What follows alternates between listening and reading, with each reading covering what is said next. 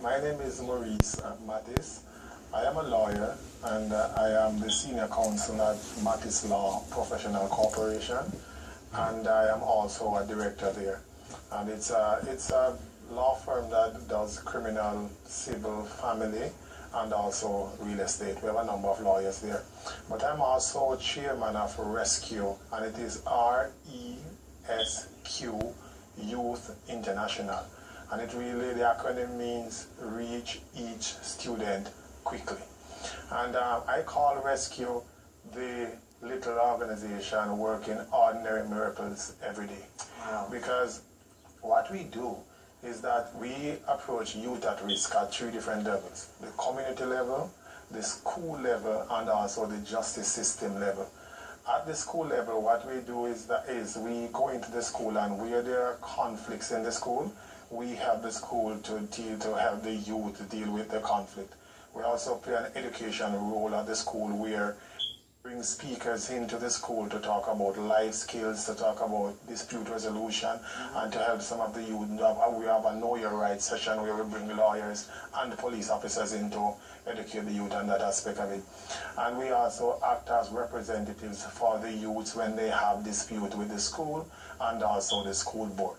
Wow. At the community level, what we do is that we have representatives from RESQ that go out into communities that have serious issues. Sometimes it's conflict, sometimes it's crime, sometimes it's gang issues between different youths. And so we have people reaching out to them at the community level.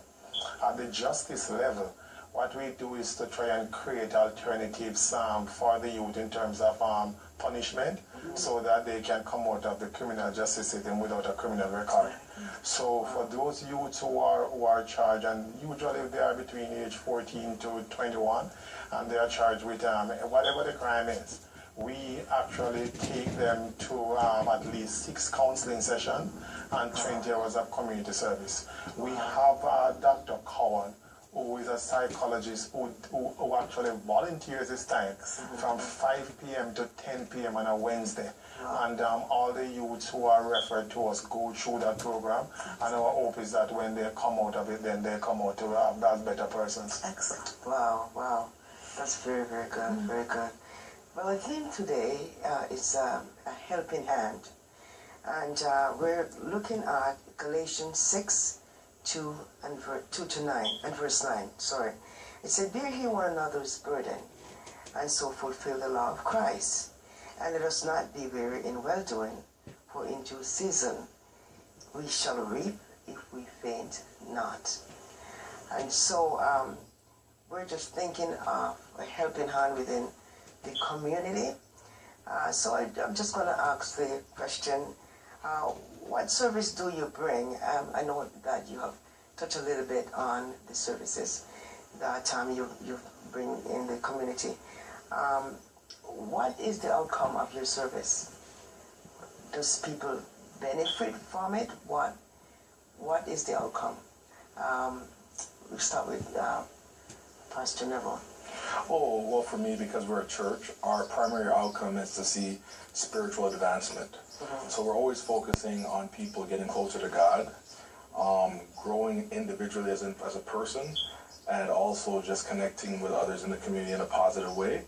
So we're always looking for better relationships. We're looking for people to have a better self-perception, so you can look in the mirror. I always say to people, look in the mirror and tell yourself, I love you. Tell yourself positive things, good things about yourself, because spiritually speaking, and I find in North American culture, we're actually straying away from spiritual values and the strength of the Spirit. But spiritually speaking, when you grow, you get closer to your Creator, but you also get closer to yourself. And you have a deeper understanding that I'm important. But in understanding that I'm important, you also understand that other people are valuable. That's right, that's right. In today's society where young people are shooting one another and fighting with one another, it really comes deeply because there's not a personal value for themselves. But in addition to that, there's not a value for others. So for our church, in relation to outcomes, we're looking for people to spiritually become strong, so that when they look in the mirror, they can say to themselves, without smiling or without taking it as a joke, that I'm important and I love myself.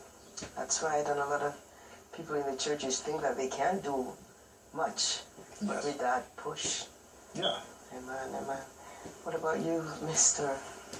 Well, just last night I was talking to Dr. Cowan, the psychologist. Okay. And he said to me, you know, the counseling session of what we do is like parenting.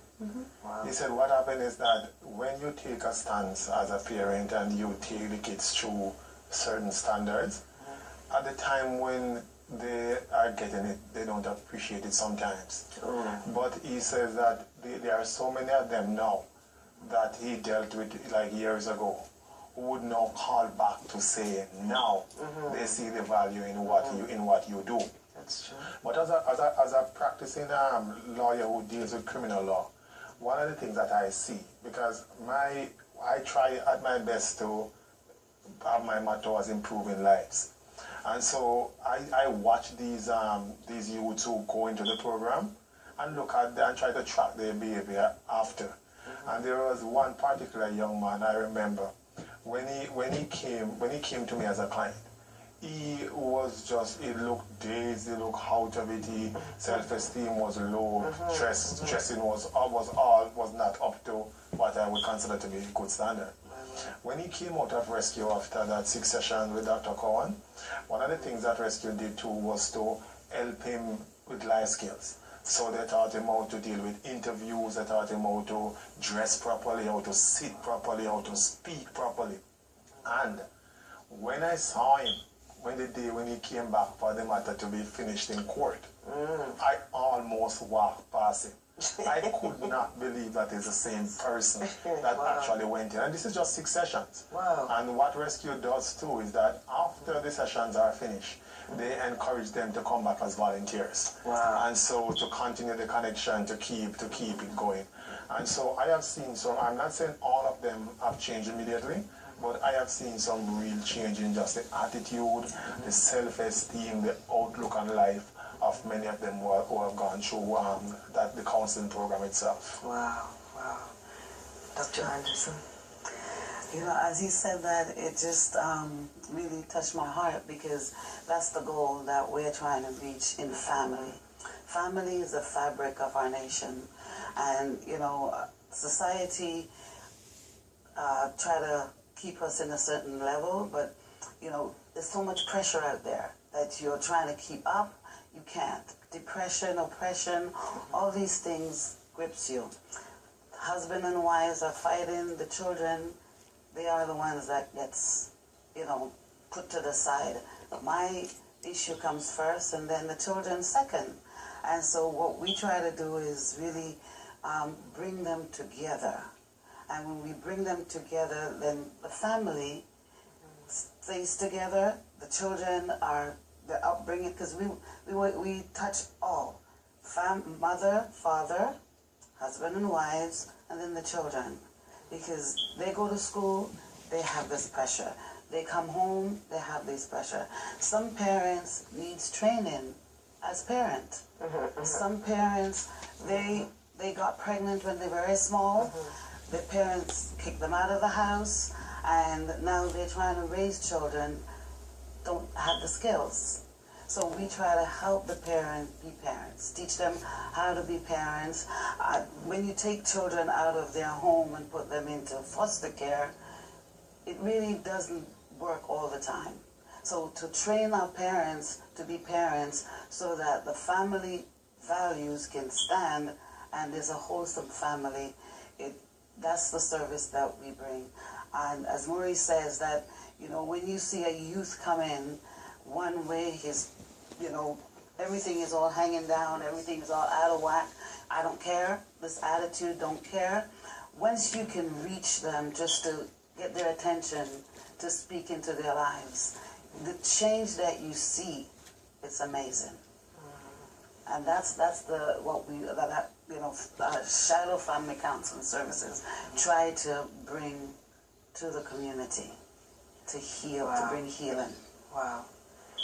Wow. Everyone have different places, different timing, but yet you're meeting the needs of so many. That is very, very good. I know there's a lot that you could be doing. Chair of Rescue, there's a lot that you could be doing with your life. Yeah. Why do you feel the need to donate your time? Because it's a voluntary thing. You don't get paid for it. What do you feel the need to... Well, I started off, my mother was a pastor. And so I grew up with knowing that the Christian principle and the Jesus-like way. Amen. And so it's just recently, my sister just became a bishop for a church in Jamaica. Wow. And when I was just talking to her, and the congregation is somewhat divided, and so the attendance at church is not as she wanted to be. Wow. And so she's going out in the community doing a lot of community outreach. And I was saying to her that, you know, if you run your church and ask every time you face a difficulty, ask the question, what would Jesus do in this situation? And I tell her that I think Jesus will be very proud of her in terms of just the work that she's doing in the community, even in the church. Is struggling in terms of the numbers of your congregation.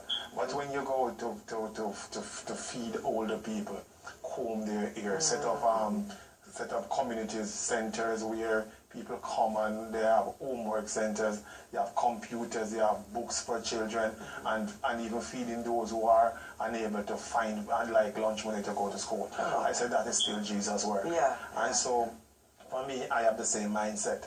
I think that if your purpose on this earth is to just take care of yourself and your immediate family, you would have lost track of what your wider purpose is. And so one of my motto in life is to improve lives, and that goes above and beyond work that gives you pay. It has to do with what you can give back to the community. I think I am very blessed as a person.